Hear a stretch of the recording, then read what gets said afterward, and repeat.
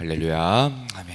오늘도 주님 전에 나와 예배하시는 우리 성도님들과 그리고 영상으로 함께 예배하시는 우리 성도님들에게 하나님의 크신 은혜가 있기를 먼저 주님의 이름으로 축원합니다. 오늘 말씀의 제목은 승리하는 신앙생활을 위한 세 가지 걸음입니다.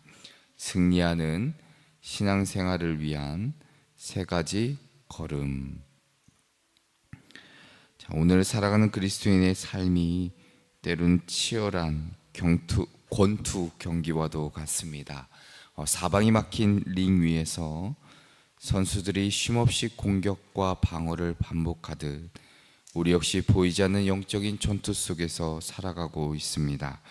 신앙생활은 단순히 교회를 오가는 종교적인 습관이 아니라 날마다 유혹과 시험, 두려움과 때론 낙심을 상대해야 하는 영적 싸움의 연속이라 말할 수 있습니다. 특별히 약한 영들은 우리의 가장 약한 순간을 집요하게 노립니다. 몸과 마음이 지쳐 있을 때, 미래가 불안할 때, 때론 외로움과 상처 속에 흔들릴 때, 사탄은 우리의 생각과 마음을 무너뜨리기 위해 끊임없이 공격해 옵니다. 오늘 우리가 함께 읽으신 마태복음 4장은 예수님께서 공생애를 시작하시며 처음으로 맞닥뜨린 영적 전투의 현장을 기록하고 있습니다. 마태복음 3장에서 예수님이 요단강에서 세례를 받으시고 하늘이 열리고 성령이 비둘기같이 임했으며 하나님께서는 이는 내 사랑하는 아들이요 내 기뻐하는 자라라고 선언하셨습니다.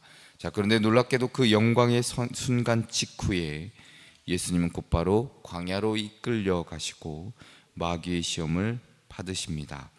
오늘 말씀에 기록되었으되라는 이 문구 하나, 주님은 말씀으로 그 사탄의 거짓을 무너뜨리시는데, 그리고 광야의 승리 이후에 예수님은 갈릴리로 가셔서 본격적으로 천국의 복음을 전포하기 시작하십니다.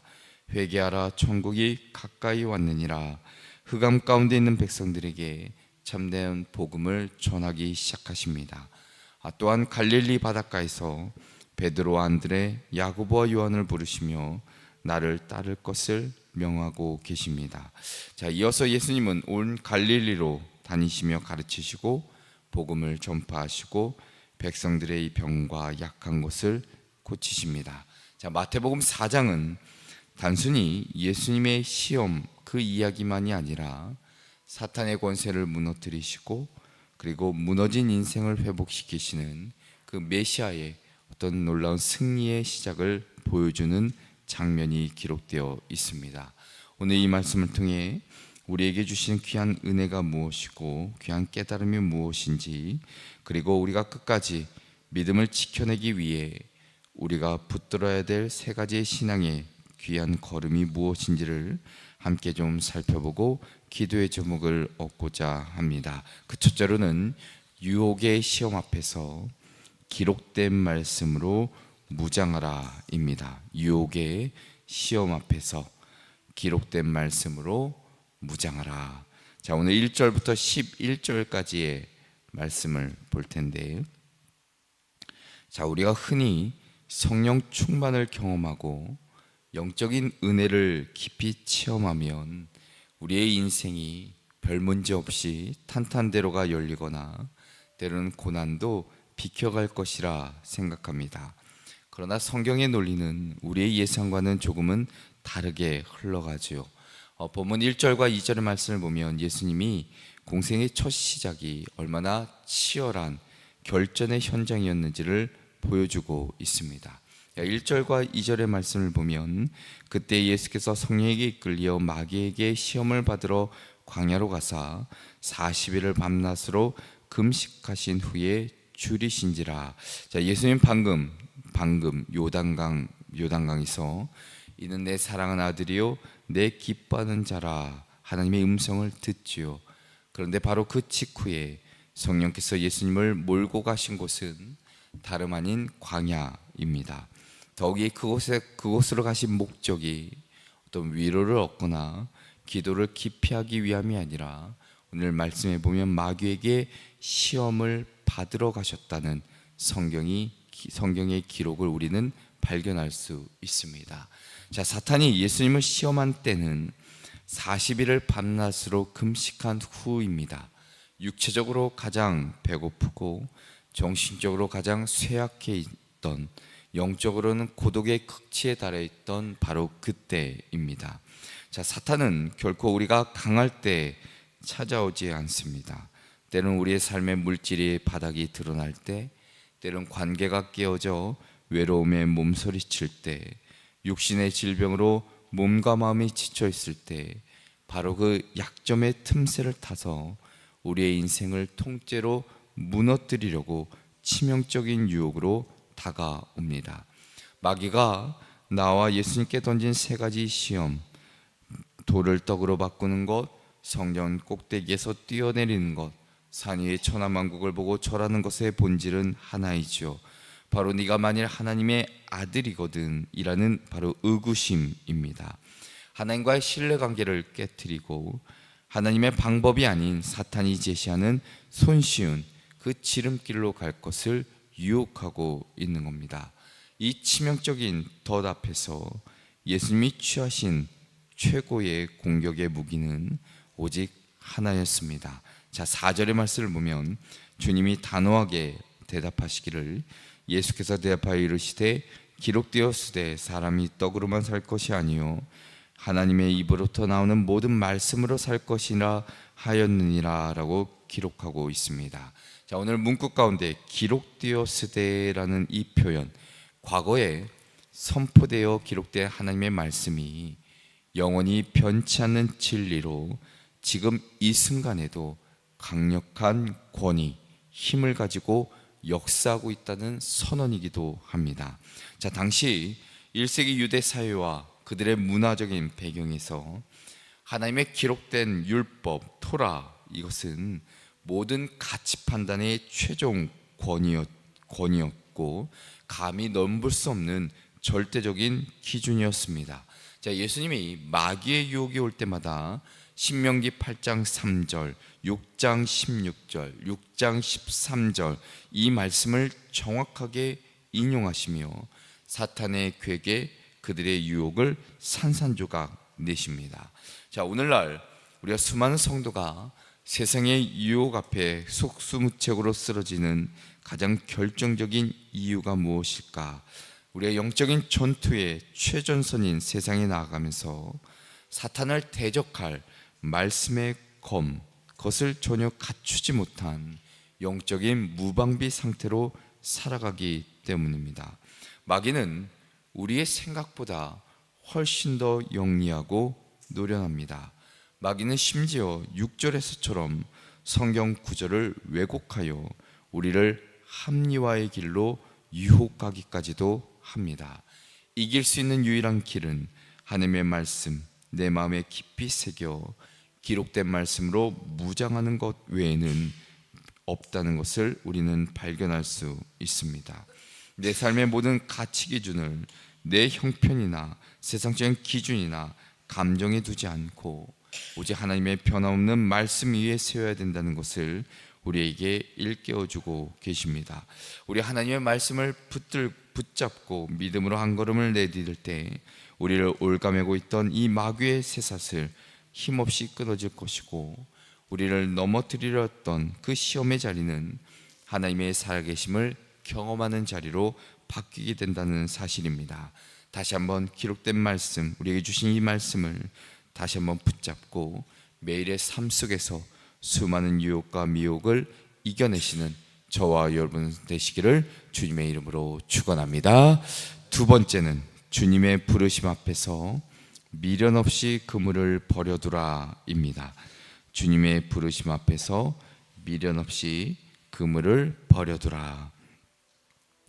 자, 광야에서 사탄의 모든 시험을 기적적으로 이겨내신 예수님이 이제 본격적으로 하나님의 그 복음의 사역을 시작하십니다.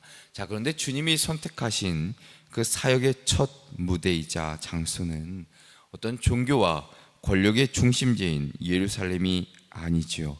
본문 12절과 13절은 주님의 행보를 이렇게 기록하는데, 예수께서 요한이 잡혔음을 들으시고 갈릴리로 물러가셨다가 나사렛을 떠나 스불론과 납달리 지경 해변에 있는 가버나움에 가서 사시니라고 기록되어 있습니다. 자, 당시 갈릴리 주변의 스불론과 납달리 땅은 로마 제국의 오랜 압제와 잦은 이방의 침략으로 인해 많은 상처와 눈물로 얼룩진 소외된 장소입니다. 변두리 지역이지요. 자, 이곳에 복음을 전파하기 위해 예수님은 갈릴리 해변에서 생업을 이어가던 평범한 사람들을 찾아가십니다. 자, 그리고 바다에 그물을 던지고 있던 베드로와 안드레를 향해 초청의 메시지를 던지시죠. 오늘 말씀에 보면 나를 따라오라, 내가 너희를 사람을 낚는 어부가 되게 하리라 말씀하십니다. 자, 주님의 이 부르심 앞에 제자들이 보인 반응은 즉각적이고도 충격적입니다. 본문 20절과 22절은 그 결단의 순간을 이렇게 증언하는데, 그들이 곧 그물을 버려두고 예수를 따르니라. 그들이 곧 배와 아버지를 버려두고 예수를 따르니라 라고 기록합니다. 자, 우리가 눈여겨볼 단어가 바로 이 버려두고입니다.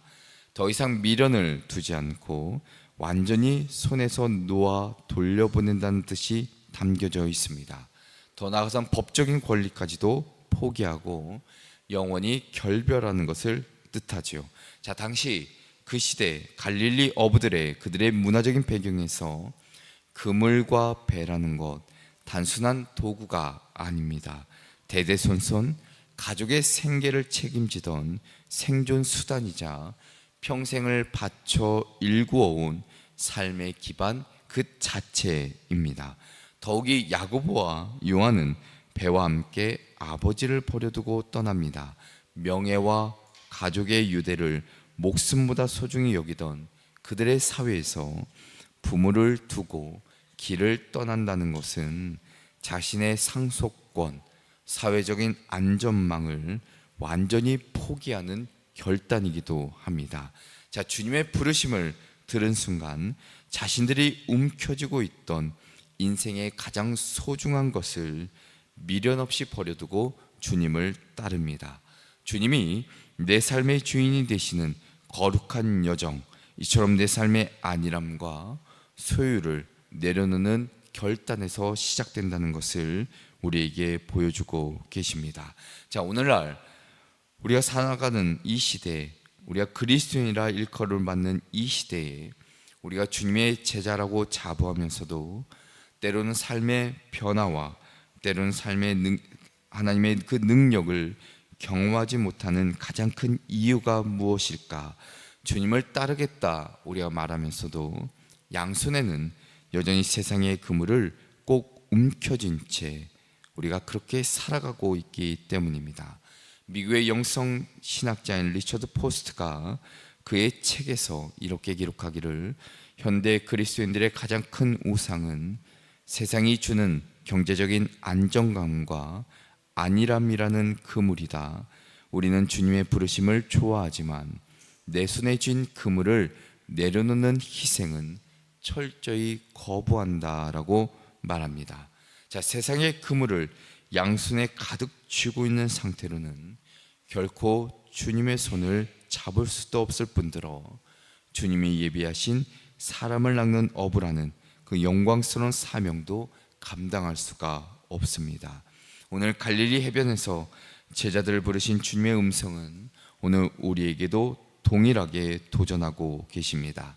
우리가 세상의 절망과 어둠을 이기고 참된 제자의 능력을 나타내기 위해서는 내 삶의 우선순위로 움켜쥐고 있던 인간적인 그물, 세상적인 그물들을 과감하게 버려야 합니다. 주님보다 나를 더 안전하게 지켜줄 것이라고 믿었던 모든 것들, 때론 세상의 인맥이나 물질이든 내 삶에 안일한 수많은 계획들, 이제는 주님의 발 앞에 내려놓아야 한다는 겁니다.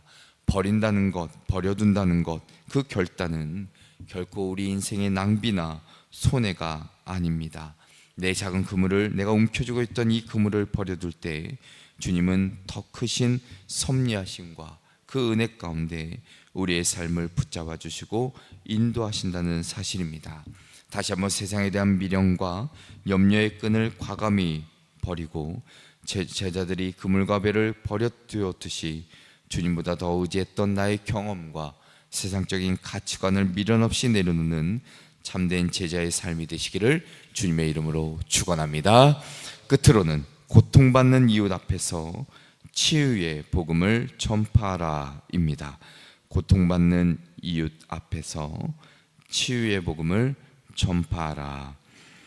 마귀의 시험을 말씀으로 이겨내시고 결단력 있는 제자들을 세우신 예수님의 발걸음이 이제 영과 육의 질병과 고통으로 신음하는 그들의 삶의 현장, 그 한복판으로 나아가십니다. 자, 본문 23절을 보면 예수님의 공생의 사역의 핵심적인 세 가지 측면을 요약하고 있는데, 가르치시고 전파하시고 고치시는 것.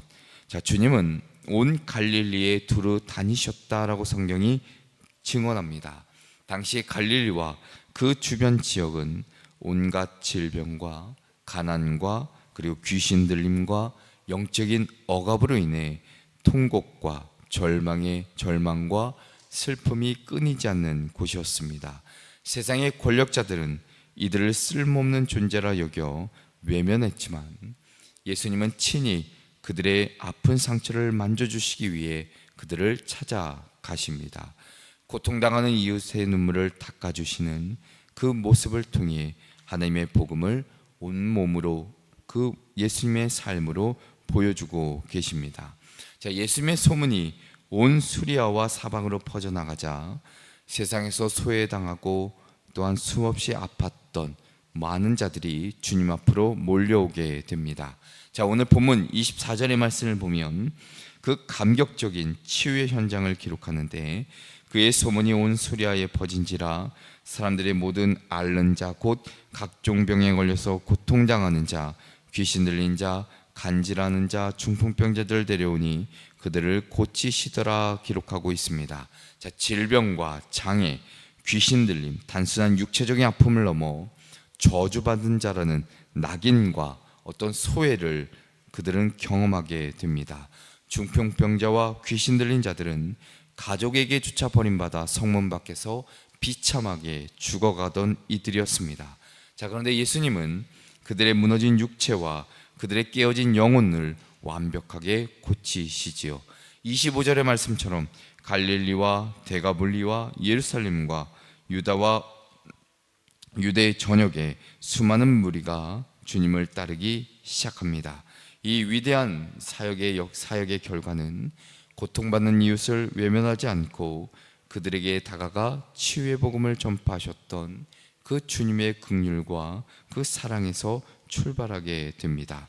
자, 오늘날 우리가 마주하는 가장 아픈 모습은 무엇일까? 우리끼리는 구원의 기쁨을 노래하고 감사하지만 정작 교회 문 밖에서 고통당하는 이웃들을 향해서는 철저히 눈과 귀를 닫아버리는 데 있습니다. 미국의 탁월한 신학자인 기독교 변증가인 팀 컬러가 그의 저서인 정의와 자비에서 진짜 복음을 경험한 사람은 결코 이웃의 고통 앞에 냉담할 수 없다. 오늘날 교회가 세상으로부터 외면받는 이유는 말로는 복음을 외치면서도 정작 세상에 깨어지고 아픈 상처를 치유하는 일에는 아무런 손길을 내밀지 않기 때문이라고 지적합니다.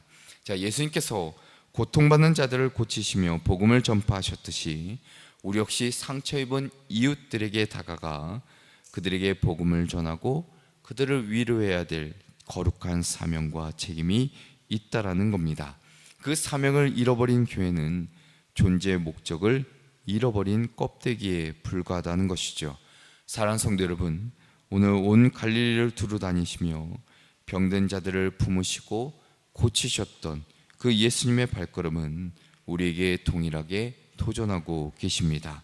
우리가 세상의 어둠을 걷어내고 승리하는 교회가 되기 위해서는 내 이기적인 신앙의 울타리를 조금은 내려놓고 고통받는 이웃의 현장으로 복음을 들고 나아가야 된다는 겁니다. 오늘 하루 주변에 수없이 고통 속에 신음하는 이웃들을 다시 한번 살펴보시고, 때로는 어둠 가운데 때로는 흑암 속에 앉아있던 그들에게 하나님의 놀라운 복음을 전파하시며 그들의 외로움과 영적 질병으로 신음하는 그 누군가에게 따뜻한 주님의 손길을 내밀며 살아가시기를, 세상의 헛된 위로나 조언 대신 그들에게 진정한 생명의 복음 예수 그리스도의 그 은혜와 사랑을 전할 때에 그때의 놀라운 은혜와 그리고 치유의 역사가 일어난다는 것을 기억하시는 저와 여러분 되시기를 주님의 이름으로 축원합니다. 기도하시겠습니다. 사랑과 은혜의 하나님 아버지, 오늘 이 말씀을 통해 세상에서 승리하는 세 가지의 걸음을 다시 한번 깨닫게 하여 주셨으니, 우리가 세상의 시험과 유혹 앞에 설 때 내 생각과 고집을 내려놓게 하시고 오직 기록된 하나님의 말씀으로 무장하여 넉넉히 승리하며 살아가게 하여 주시옵소서. 또한 나를 따르라는 주님의 그 음성 앞에서 머뭇거리지 않게 하시고 움켜쥐고 있던 세상의 안일함과 염려의 그물을 미련 없이 버려두고 주님을 따르는 저희들 되게 하여 주시옵소서. 나아가 우리의 이기적인 신앙을 내려놓고 우리 주변의 영과 육으로 고통받는 이웃들을 주님의 눈으로 바라보게 하시고 그들에게 다가가 생명과 회복의 치유의 복음을 전하게 하여 주시며, 또한 그들에게 위로를 전하고 내가 가진 것을 아낌없이 나눌 줄 아는 믿음의 성숙한 그리스도인 되게 하여 주시옵소서. 오늘도 우리 삶을 이끄시고 돌보시는 예수 그리스도의 이름으로 기도합니다. 아멘.